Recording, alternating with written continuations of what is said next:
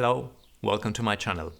In this video I am going to talk about the use of the cylindrical neodymium magnets inside of a piano.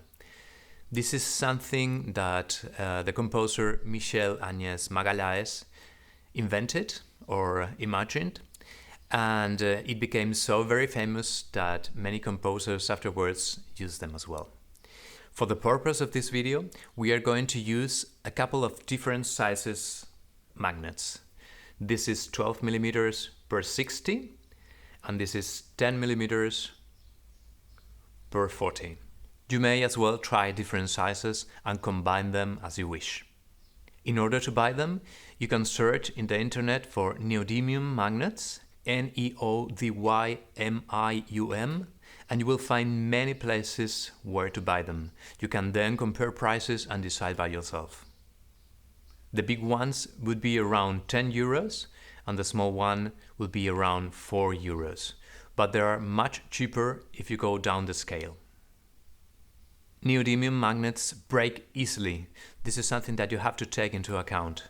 They are super powerful and it's very easy that you crash one against the other and they break. They are covered by a very thin nickel layer and it breaks very easily. Because of these reasons, it is not something that you may like to use with children. You may see me with my daughter playing with them, but we are very used to it and I'm playing with magnets for many years. You may also want to consider putting them apart from credit cards and computers. The main use of the neodymium magnets, as imagined by Michelle Agnes Magallanes, is placing them directly over the strings in a vertical position and then slightly bending the position so that when you release, it will try to get the vertical again, thus creating this amazing bouncing sound.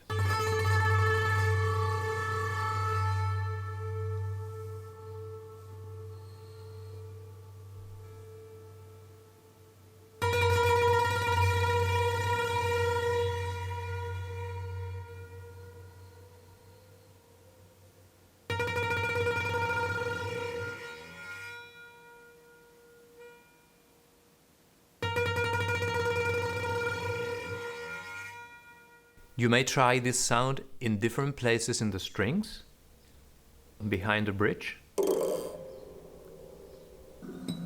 and in the metal structure of the piano in different places.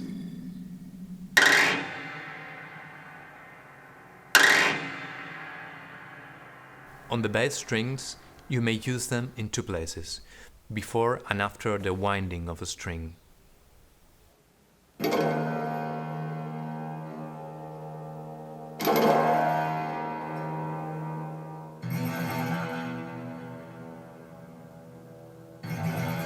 It is not easy to use the magnets on the notes that have just one string, so begin trying with the 2 strings per note.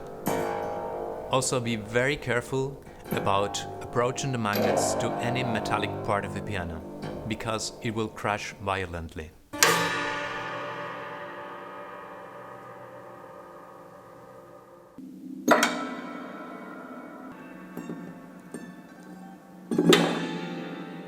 In a second version of her work for piano, Mobile, Michelle Agnes Magallanes tried another different type of sound, hitting with a soft mallet on the top of the neodymium magnet.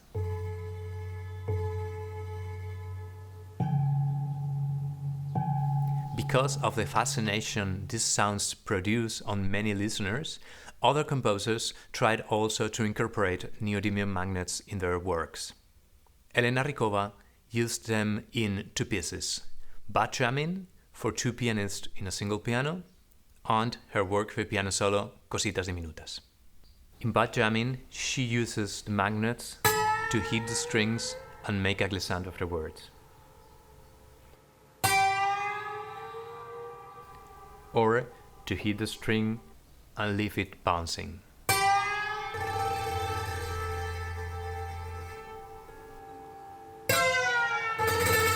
Or to hit the strings and then suddenly releasing it from the string, thus creating a certain type of pizzicato.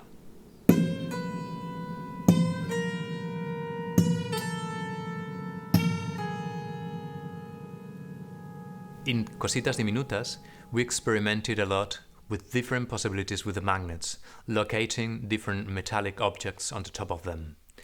But this would be an issue for another video. Another composer that uses magnets a lot is Gustavo Díaz-Jerez. In his collection of pieces Metaludios, he uses them in 4 of the pieces: Cassini's Dream, Nonlinear Recurrences, Mais Music, and Botes Void. He tried to give a turn to the traditional use of the magnets and invented his own sounds.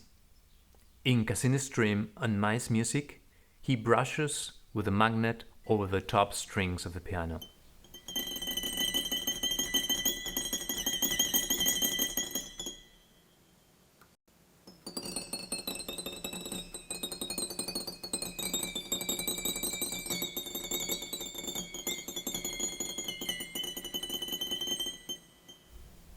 But it is in nonlinear recurrences where he uses magnets in a very original way, heating and moving along the bass strings.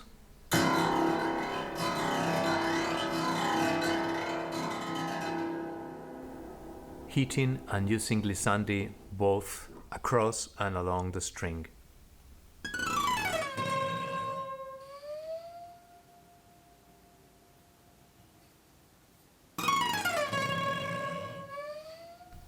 Hitting, glissando, and releasing from the string.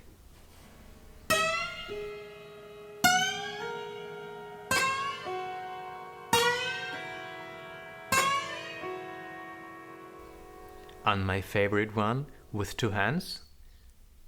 One hand is moving the magnet constantly, and the other one pushes and pulls the magnet along the string.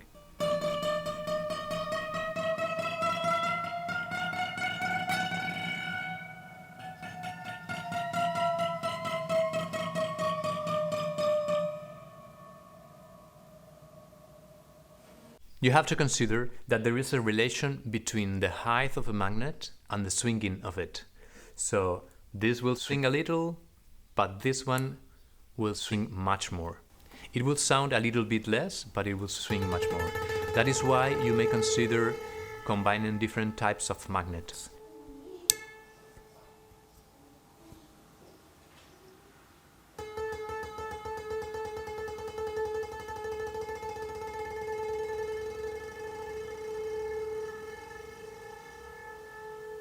You can even combine a magnet with metallic objects.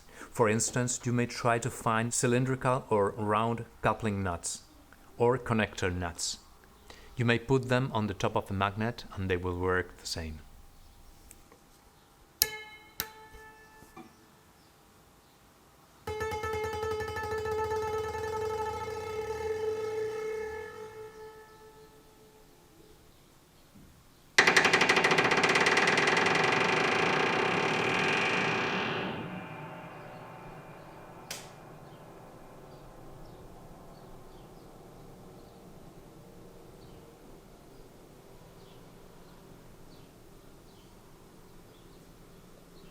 I hope you have enjoyed the video, you have learned something, and you are desiring to go and experiment with the magnets.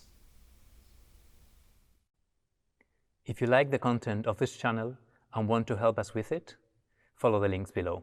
Thanks a lot.